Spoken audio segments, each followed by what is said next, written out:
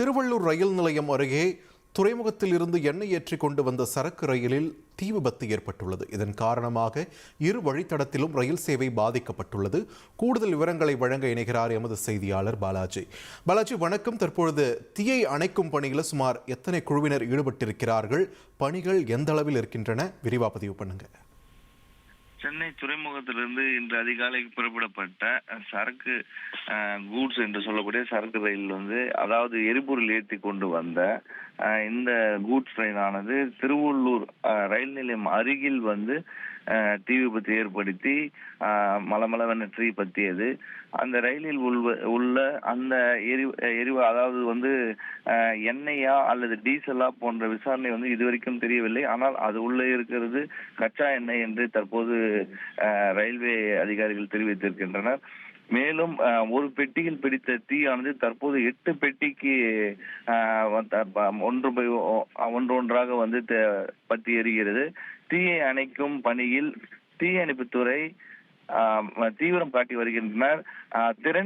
திணறி வருகின்றனர் என்றே சொல்லலாம். இதுவரை 10க்கும் மேற்பட்ட தீயணைப்பு வாகனங்கள் வந்தும் தீயை அணைப்பதற்கான வழி தெரியாமல் அவர்கள் தவித்துக் கொண்டிருக்கிறார்கள்.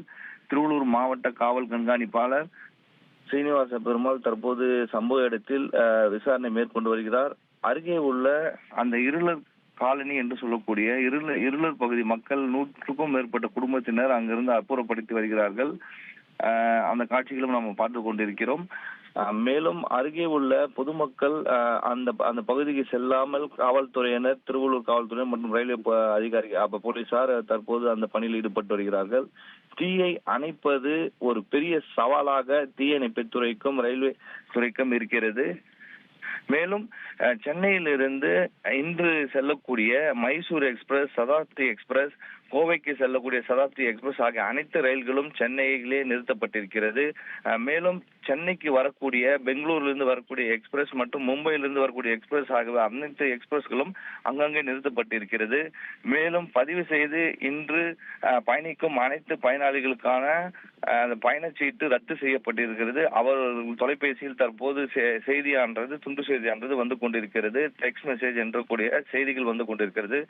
தீயை அணைப்பும் பணியில் ஒரு சவாலாக எடுத்துக்கொண்டு தீயணைப்புத்துறையினர் போராடி வருகிறார்கள்.